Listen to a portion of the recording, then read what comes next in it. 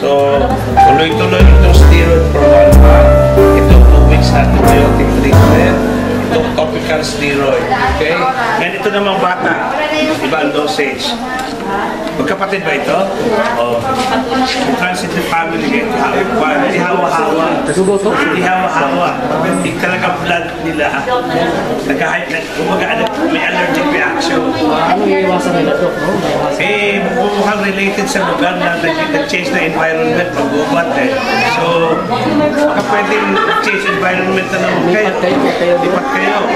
Kasi, kung mag-ubat, palamang merong nag-trigger doon. Buka muna. Manong pa pala ito eh. Ito yung early stage, no? Ito naman nagre-react na rin. Later on yan, mag-react yung skin, magkakanana. No? Dahil magkakaroon ng bacterial infection. So, ilang buwan na ito? 2 taon. So, 1 half teaspoon lang tayo. Ganun dito pala tayo. Ayun, maliit na siya. 3 weeks, straight 2 weeks din. Ngayon itong kanya, yung kanya, imbis na 1/4, since bata, pwede natin gawin 6. Kumbaga, i-divide natin sa 6. 1/6 in the morning, 1/6 in the evening. Plus, ganun din, lalagyan din ng ointment.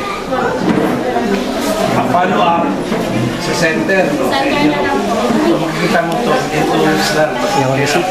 Mato, di ba sa ito yung center? Wala, di ba? Kung mapabayaan na niya, mabalik yun. So, ang follow-up, papantayin ninyo, pinabawasan ito, may hindi-ino. Diba? So, ang follow-up ninyo, kahit na 2 weeks later, bago maubos yung antibiotic, no? Bago maubos, kasi bago mag 2 weeks, follow-up kayo sa set. Kailangan nito mga nurses.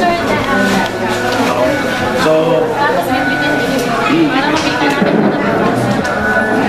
ngayon, police after 2 weeks, may konti pang nanana na, pwede pa rin ito. Hindi na, ito lang. Nag-dry up na siya.